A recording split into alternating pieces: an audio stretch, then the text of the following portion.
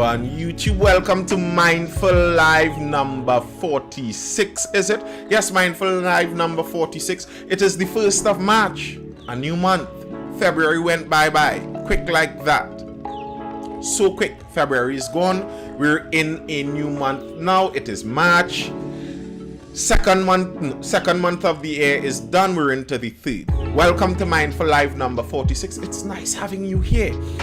We're starting today talking about Russia. We were talking about that before we started over on YouTube here, but we're continuing talking about Russia. And someone was saying in the chat here, they think that Russia underestimated Ukraine. This is my theory. Now, as someone commented over in the contemplations, and I fully agree, that when it comes to especially this war, and because of the nature of modern information, the modern information age that we are in, it makes it extremely difficult to know exactly what is true, what is false, what is accurate coming out from that region, especially if you're not even speaking the people's language. So, take all of that with a pinch of salt, but I'm talking historically. I think, personally, this is my opinion, I think Russia did underestimate Ukraine.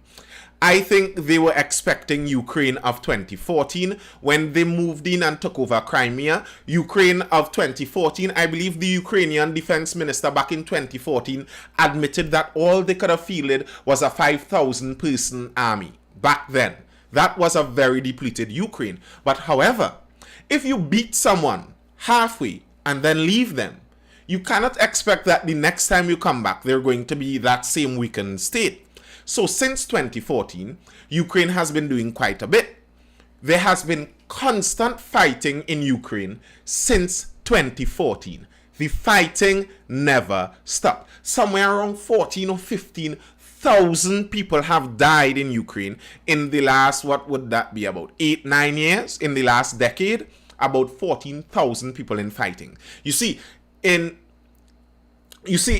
Ukraine right now, there are Russian separatists in eastern Ukraine that have been fighting with the Ukrainians for quite some time. And because of that, what the Ukrainians have actually done is they rotated their society, they rotated civilians into the battle zone. So what has actually happened is a large number of Ukrainian civilians, regular plumber walking around with his monkey wrench, has actually had live combat experience. They are hardened war veterans. And as we were speaking about in the live before we entered over on YouTube, there's something to that, because many people assume that they have what it takes to fire a gun at another human being and to do so in a high stress scenario and to do so efficiently, and that would not be true. So having hardened battle accustomed veterans is something, and upwards of 200,000 civilians in Ukraine are like that right now. On top of that, they have a serious influx of weaponry and supplies from the West, from Europe. Then on top of that, the Russian military has actually gotten weaker, because for the last 2 decades, all the battles the Russian military fought were against severely weakened opponents that were far inferior to them. And that's the experience that the Russian military has gotten. And then the Russian military recently changed their chief of defense, the person in charge of the Russian military. They changed the person in charge. They had a person previously that was reforming the Russian military and bringing it up to a more fighting stage. But the reality is Russia is an extremely corrupt country, and he was cutting off corrupt military contracts, so they fired him. They brought in a new person, and now that person is actually allowing a lot more corruption in the Russian military. This is international news I'm not talking some deep dark conspiracy. You could literally go and search this. And because of that, the Russian military is actually more depleted than it was before. So the Russian military has lower potential than it once did. The US and NATO cannot go in because they do not have that agreement with Ukraine. And if they go in, Russia has 5,900 plus nuclear bombs that Mr. Vladimir Putin has said, if anyone interferes in this, I am going to release it, basically. So that's why they cannot just rush in.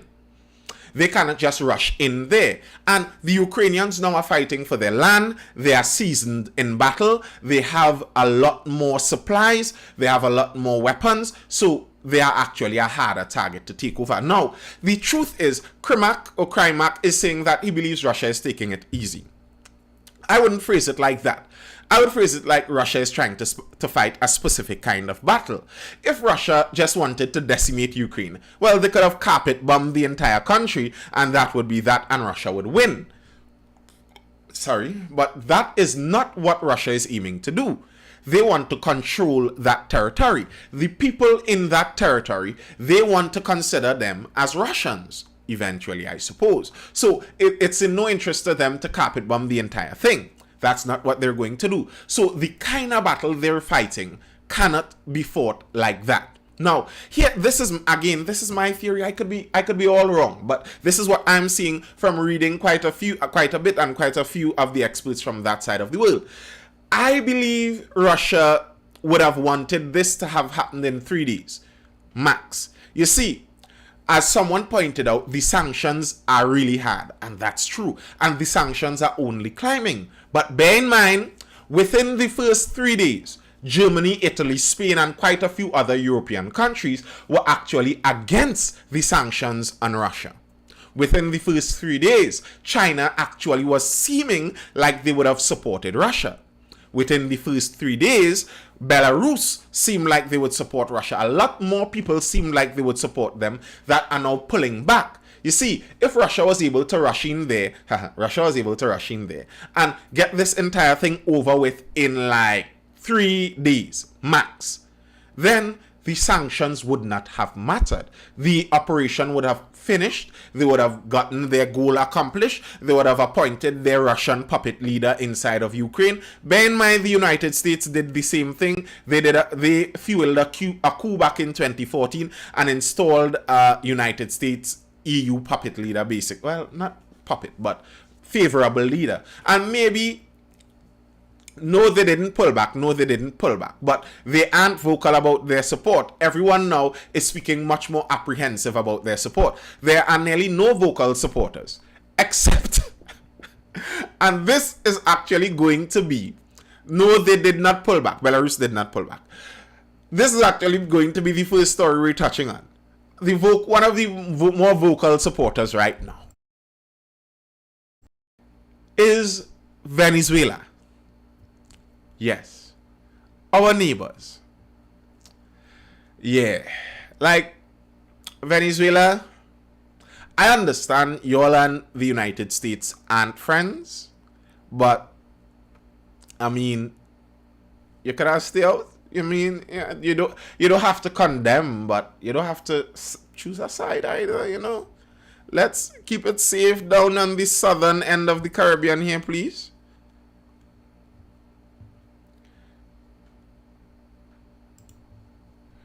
Russia and Venezuela discuss strengthening partnership. Ukraine situation. Russia and Venezuela are said to be in discussions on how they can increase the strategic partnership the countries share. A report from the Reuters news agency said Russian President Vladimir Putin and Venezuelan President Nicolas Maduro reportedly talked about the Ukraine situation as well during their telephone call on Tuesday, March 1st. The Reuters report cited the Interfax news agency, an independent Russian news agency, as its source, with Interfax having received confirmation from the Kremlin. The Reuters report said the Venezuela president expressed support for Russia, according to the Kremlin statement that was quoted in the original Interfax report. Yeah.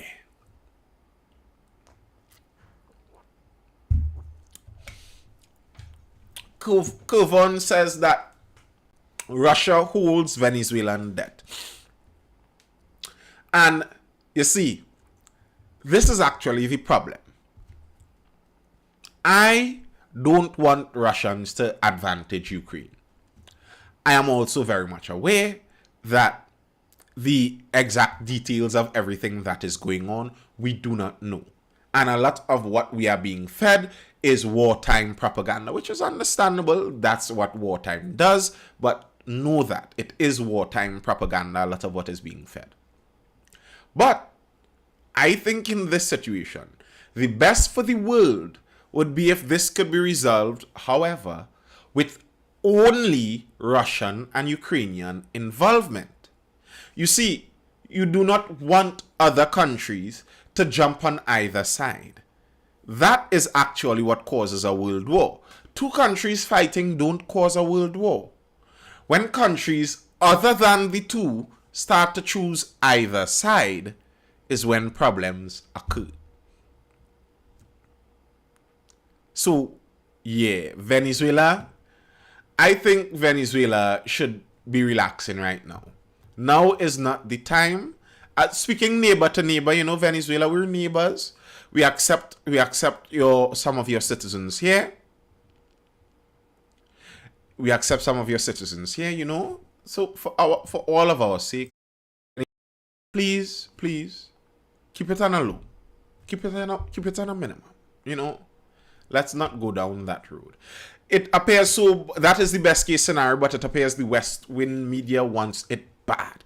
To me, the West media, the West corporate media nearly always seems like they want war. War makes more money. War makes money for a lot of people.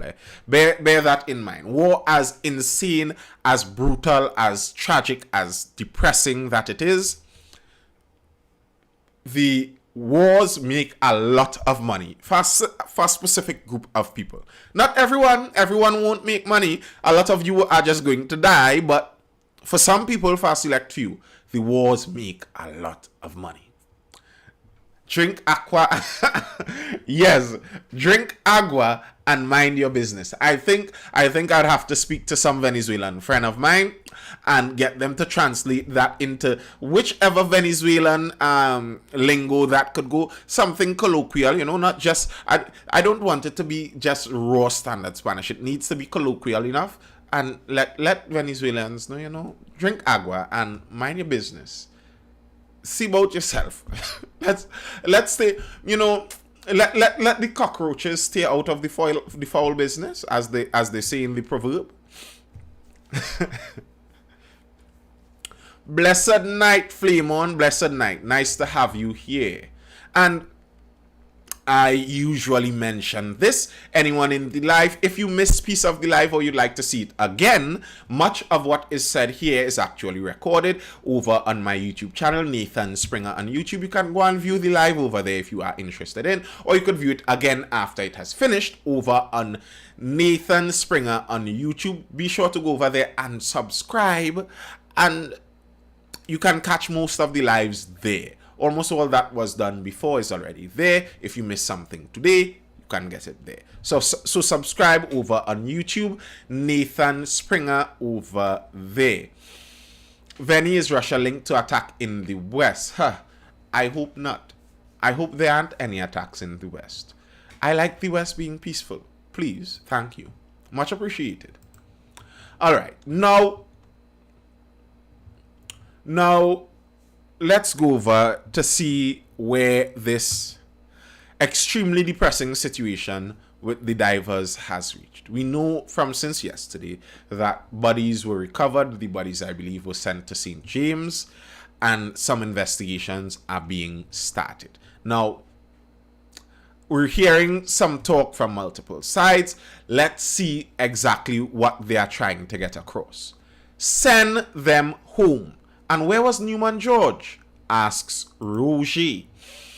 Before any investigation begins, Paria Fuel Trading Company Limited must first suspend its chairman, general manager, and terminal operations and maintenance managers if the findings are to be credible, and the union representative, the Occupational Health and Safety's chief inspector, and someone from the family of the lost divers must be part of the fact-finding mission. All right.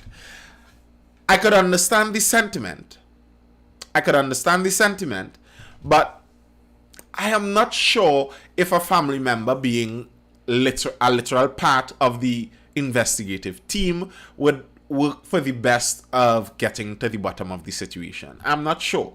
You could say that they are part of the They are part of the fact-finding mission in terms of they should be kept abreast to what information is being found, and in that part I'd agree, but to be exactly as part of the investigation, I'm not sure about that.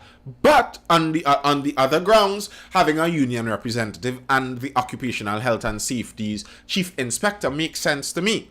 Now, the Occupational Health and Safety's chief inspector, on that part, OSHA has said that they are launching their own investigation into this matter. So there would be an investigation by OSHA itself. But if the government is launching an investigation, I think it would make sense having a union representative and also having an OSHA representative inside of the investigative unit. That makes sense. This was all stated by the OWTU head, Ansel Rocher, as he spoke about the incident. However, the management team and Minister Young could not say how it was determined that the men would... Right, okay. Roger said Paria should have adopted international best practice and suspend the management team pending the outcome of the probe. He also asked that George account for his whereabouts on Saturday when Young was meeting with the families. Gulf in Tobago. The Express was informed that George was in Tobago on Friday participating in the 18th Scarborough Cup and Junior Drive chip and putt competition. Now, this could look bad because he was over in Tobago playing golf. That could look bad, but the man would not have known on Friday what was going to happen in the accident on Friday. So you can't hold it against the man that he was having some recreational activity over in Tobago. That cannot actually be held against the man. According to tournament spokesperson Harun Joseph, George withdrew from the tournament and returned to Trinidad after having completed his day one scorecard. A government official also confirmed basically the same thing. The Express also asked Paria to explain George's absence until Sunday night, and they did not. Now, the thing is, if he was there playing golf on Friday, and the golf people said he just played the one day and left, then why was he missing on Saturday?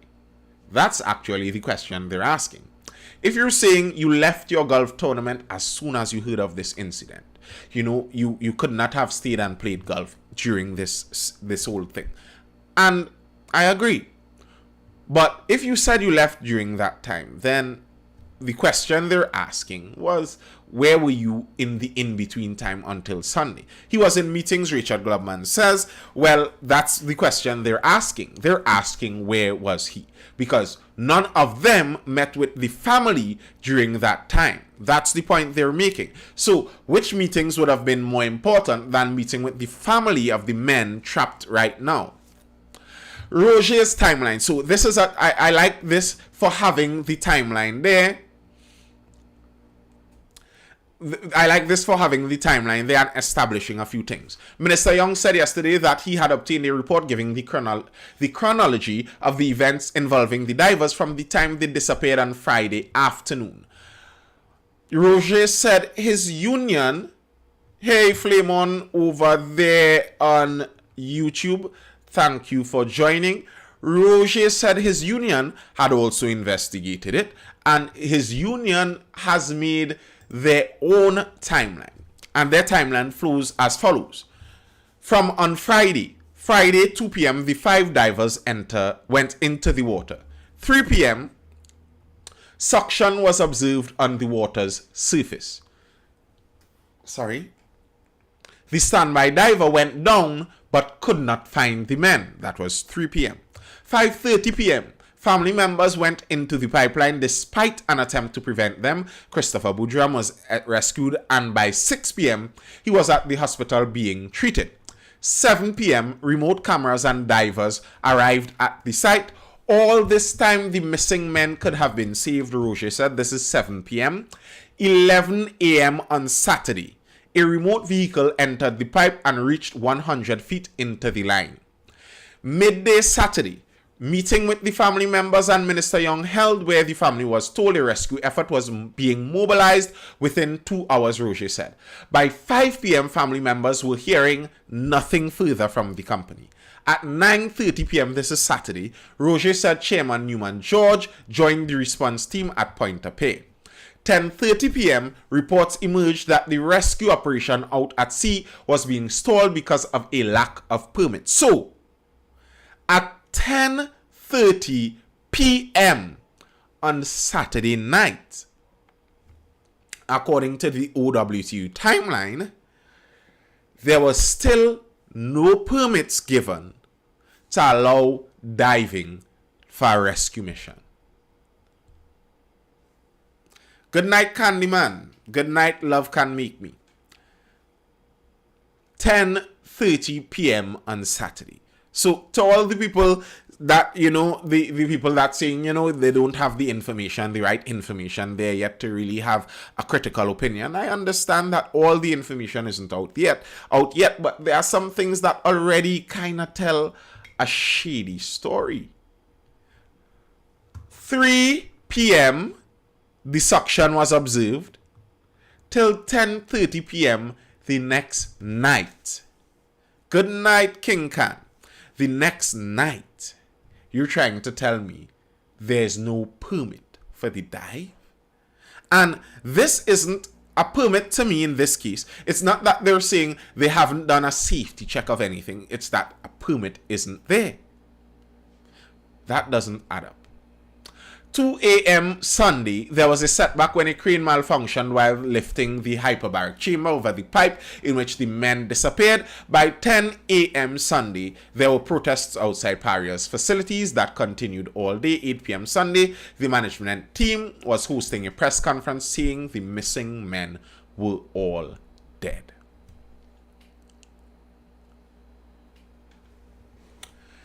Now, here's it. Crimac is saying it was a difficult call, but it was the correct call to protect other lives, in his opinion. Which call that would be?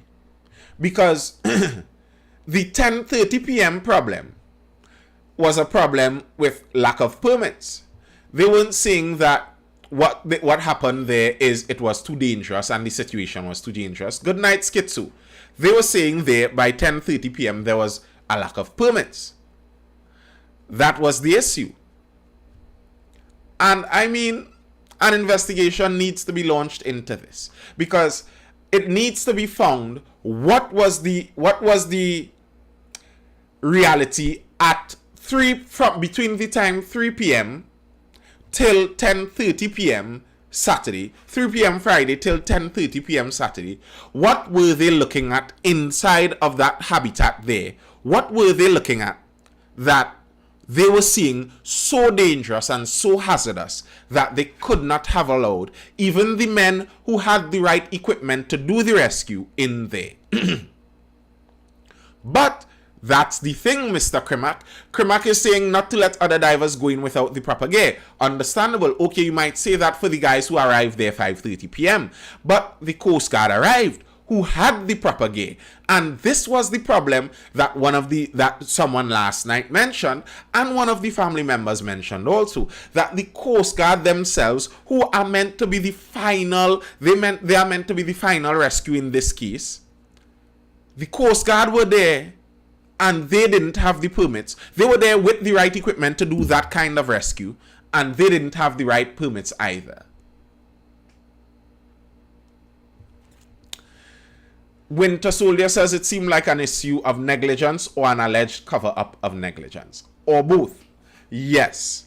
To me, personally, my opinion, it kind of seems a lot like that too. There was an expert speaking on this, and I enjoyed reading what this expert said, because a lot of the questions this expert said were actually some of the questions that Schizo and the other guy, his name slips me, the other guy, I believe it's Doug or something like that you call him, spoke about last night. And I found it so strange that the expert in this story coming out today for readers to see in the newspapers tomorrow is asking some of the questions that we already brought out in public since last night. So yeah, the expert is actually bringing up some of the same things we said. Expert on divers' deaths. This story missing plenty people. Engineering technician and senior construction inspector Simeon Humphrey has reservations about the details being used to explain the fatal incident which claimed the lives of 4 divers on February 25th and the subsequent response. On that day, shortly after 2:30 p.m., we know what happened. All 5 were sucked in. Humphrey told Newsday, "I find it very interesting that before any facts were known, somebody was pushing a Delta P story." A Delta P incident is one in which, owing to differential pressure, water from one area rushes to fill another. The difference in pressure may be hundreds of pounds. Divers can be drawn in and have great difficulty in escaping. This is the expert here speaking again.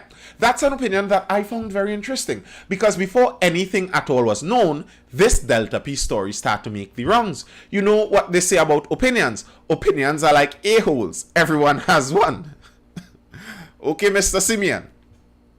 The minister, Energy Minister Stuart Young, came out after an accident on that job and showed a diagram that created even more questions to me than it provided answers. If Sprangalang was alive, I would use his famous quote, "This story missing plenty people." For 21 years, Humphrey worked for the National Gas Company and oversaw construction projects to expand the company's natural gas transmission and distribution network. He was responsible for monitoring and supervising, inspecting construction projects both above and below ground/water. So the guy knows what he's doing, apparently. Humphrey said he never saw such an incident during his career. Now, here's the thing. Someone from the union told me the same thing. They told me that under Petrotrin, now this is hearsay.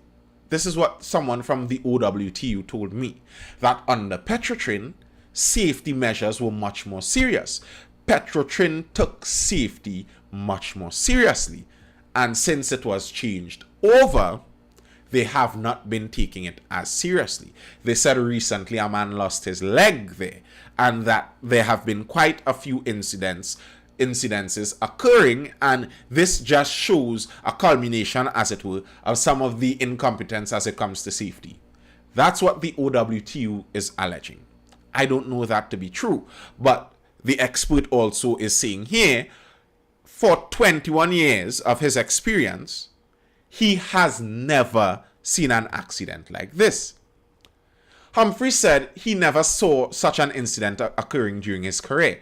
The only thing that I accept so far is that some men went to do a job, there was an accident, and 4 people died tragically, and most likely unnecessarily.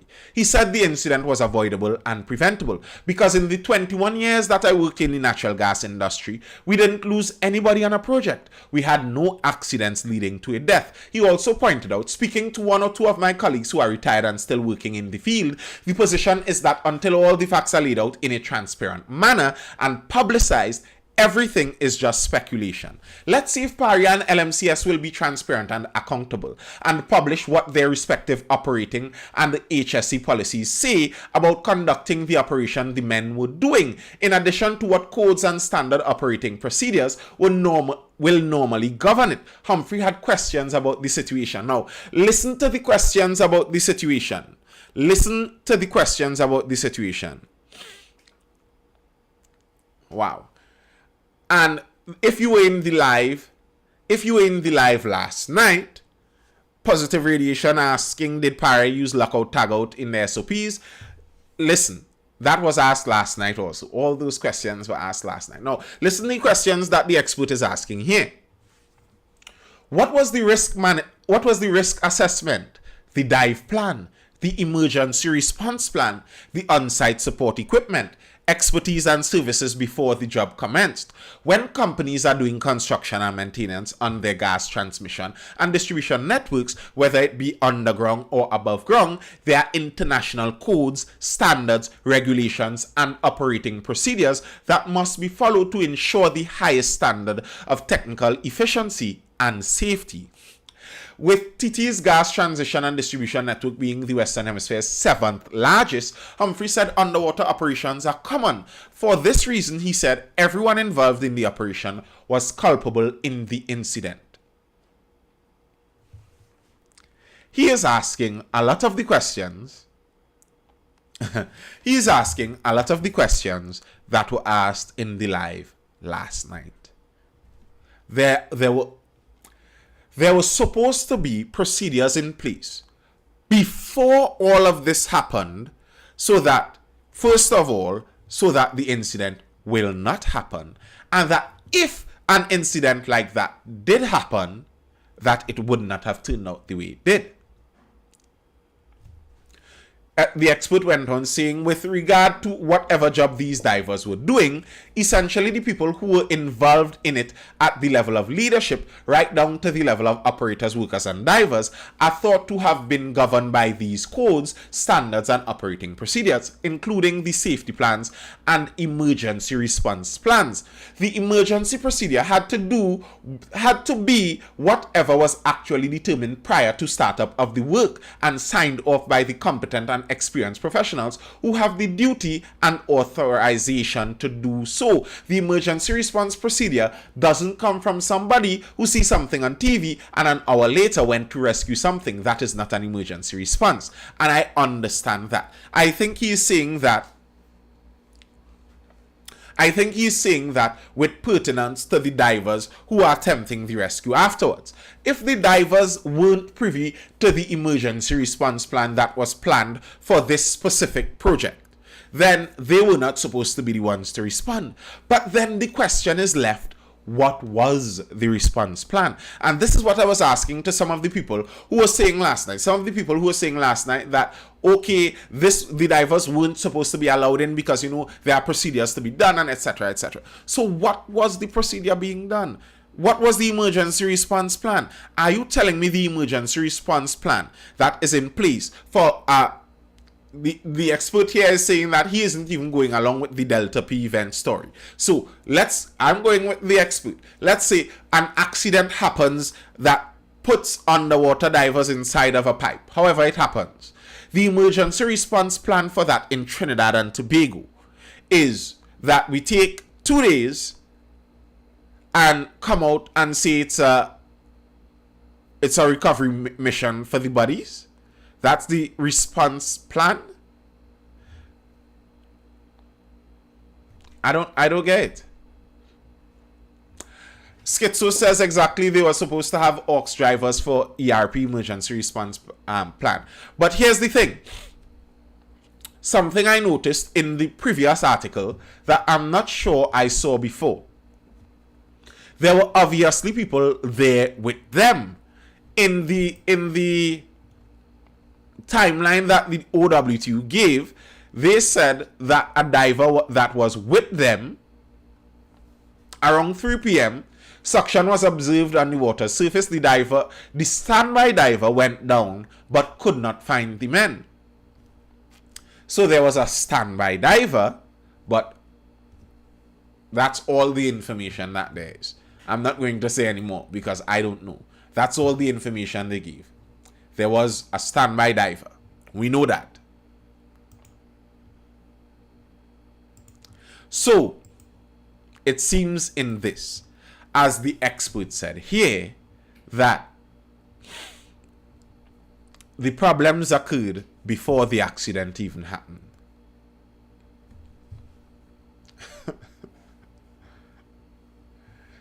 Yeah, the minister's diagram didn't really help anyone.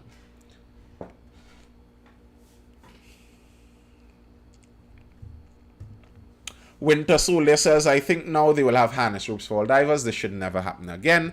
I am of the opinion it should have never happened in the first place. It was something that was avoidable. It was something that was avoidable. So, procedures were not kept. And the procedures are there to make sure things like this do not happen. That's the exact reason that they have procedures like that.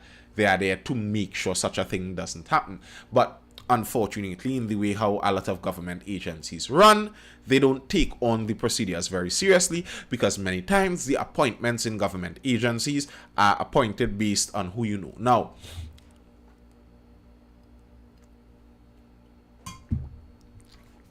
I have seen that statement and that point made all over.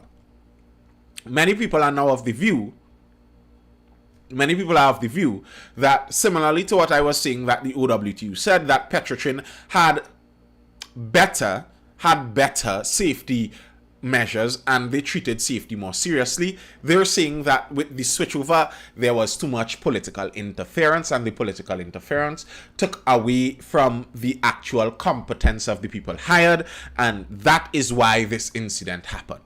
That is what some people are saying. That's what the people more critical of the government, that's what they're saying, that this comes from the higher ups. The higher ups were not taking safety seriously, and because of that, this incident happened. And the higher ups were doing that because they were just political appointees. They weren't taking their jobs very seriously. They probably were not very competent for the position in the first place. That's what's being alleged.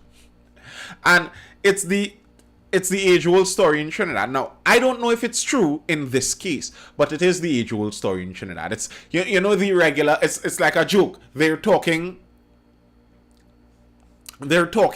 about like if you look at a WASA project and you look at the project, there's one man down in the hole doing some work and 20 men standing on the outside in their blue jerseys just watching him, and they're just relaxing there. And then you get news that, WASA needs to make some cuts. So you know what's going to happen? The person they're going to cut? They're going to fire the one guy working down in the hole. And that's the story you generally get from the government. That very often, when firing does happen, when move around does happen, very often it seems like people fail upwards.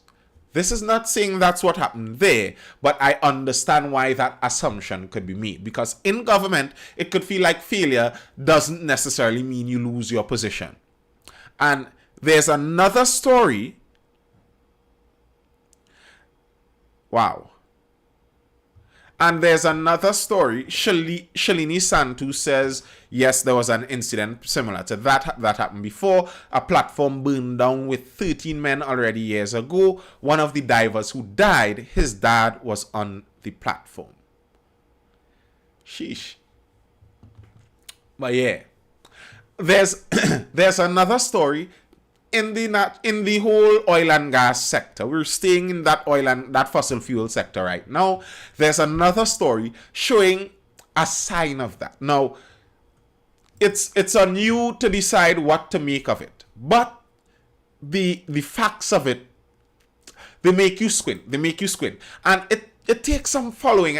And this is the problem sometimes with things that go on with the government. What the government does, for you to actually know the bad, the good, whatever, you have to be paying attention, and it's more attention than many people could and maybe willing to pay, and going into the weeds to see like, oh wow, this is what actually happened there. So let's see if we could follow some of this. This story is something I spoke about, the initial part of this story, a while ago on my contemplation. Before I was even doing the lives, I spoke about this. All right. NGC confirms Alam and Balkisoon removed from board. NGC removed 2 of their board members. Bing bong to you, Turia. NGC removed 2 of their board members. The National Gas Company Limited has quietly confirmed that there has been a shake-up of its board of directors following the cabinet decision not to renew the contracts of Sean Balkisoon, one of only 2 directors who voted against the ill-fated NGC attempt to save Atlantic LNG Train 1, and Kenneth Alam, who raised issue with it but eventually voted for the deal. The shake-up was first reported by the Business Guardian on February 10th. So, what basically happened there is, let's see if they have the story there. There was a decision made in NGC to keep one of their lines alive, a line that would have cost them significant proportions of money. However,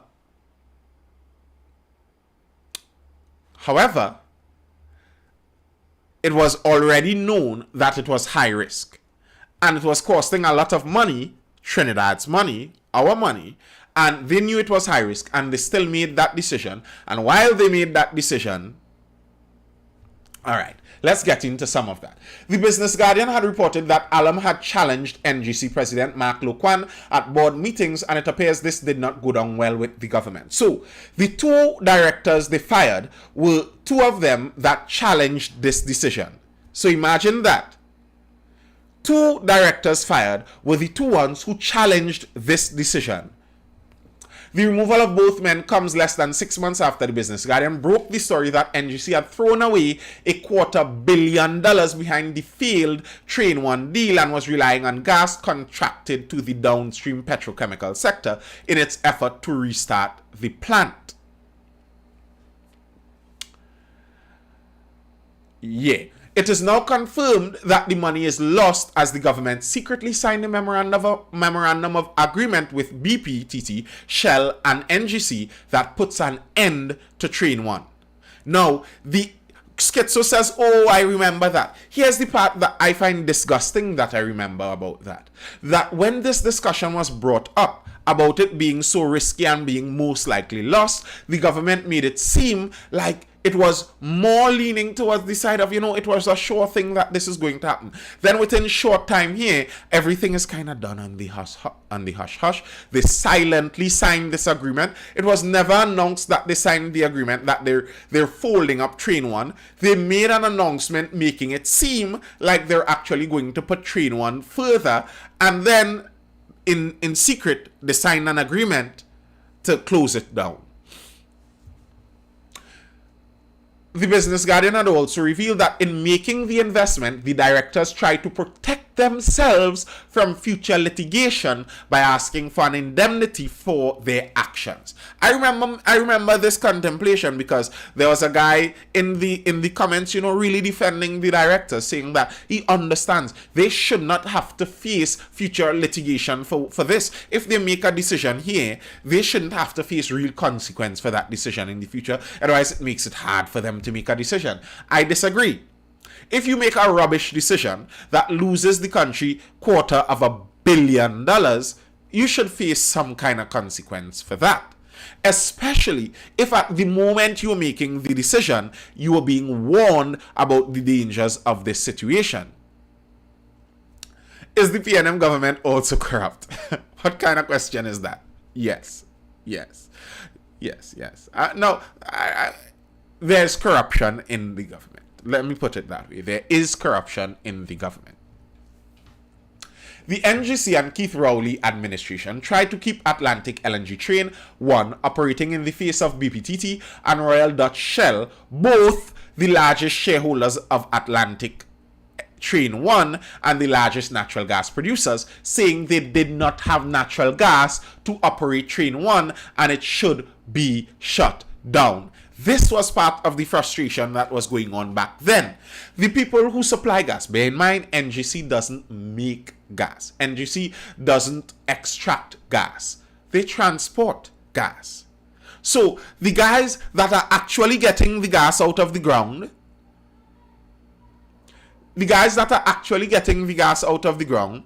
they're telling you that, hey, fellas, it don't look like we're going to get much gas. And next year, don't look very hopeful. To be fair to Shell and BP, they were honest about that from the jump. They said it doesn't look hopeful now, and it doesn't look hopeful next year. We do not have enough gas to supply that train. Yet still, they said, we need to keep this train alive. We need to keep this train going. And I remembered back then, I left it saying, you know what? I don't know the intricate details of this. Maybe it's true. But look now, the result is showing 2 years down the road that it seems obvious now the decision was the wrong one. The train should have been shut down. And our train in Trinidad should not have been shut down. Hey, let me just start on that rant. Let me just take a side rant on that. Oh gosh. Instagram doing its own thing as usual. So if you're all over on Instagram, stop seeing me. You all know why. That it's Instagram doing its own thing as per usual. Yeah. My rant on the trains. You see this trains business, I wasn't alive then. But Dr. Eric Williams, whoever was in charge back then and made that decision, you see that piece of nonsense? I feel that was probably one of Trinidad's single worst decisions ever. How you will take out a train system out of a country? Trains around the world are some of the most important transport infrastructure for both freight and people. And the thing about trains is they are very hard to put the infrastructure after your country already developed. If your country is not yet fully developed, it's easy. You run the train tracks wherever, and we had that. But no. My theory is somebody in PNM back in the days had a link to get buses. And they found a way to make money off of getting buses, and somebody made that decision. And without the foresight, they thought back then, looking at the traffic back then, that, Trinidad, we don't have that many people. We don't have traffic on the roads in Trinidad. And that was the decision. You know what? Get rid of the train. You can't. Not that you can't, but it's going to be so hard to try and retrofit trains back into Trinidad now. Nah. That's going to be mission nearly impossible. It's going to cost a lot of money. But again, but yeah, that's on the trains. Now back to NGC. It was a risky strategy led by Luqwan, and the project loss to the company could have been as high as $440 million. Had NGC not walked away in August last year. So, what do we do about things like that? How are you acquiring all that lands? That is the question. How are you acquiring all that lands?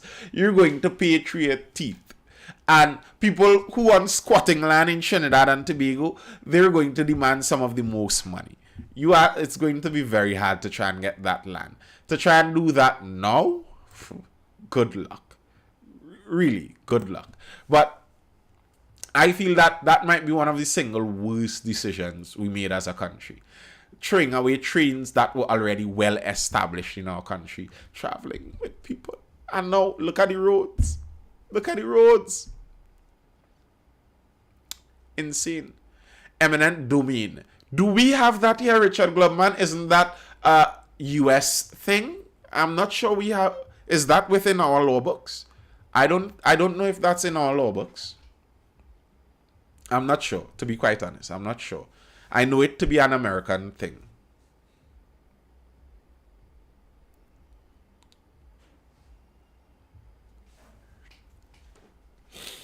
All right.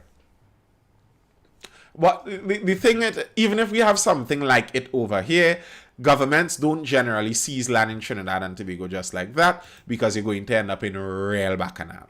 Real bacchanal. Real bacchanal. Trinidadian land, that ain't going to work out. All right. That's all I have for now for you folks over on YouTube and you folks over on Instagram.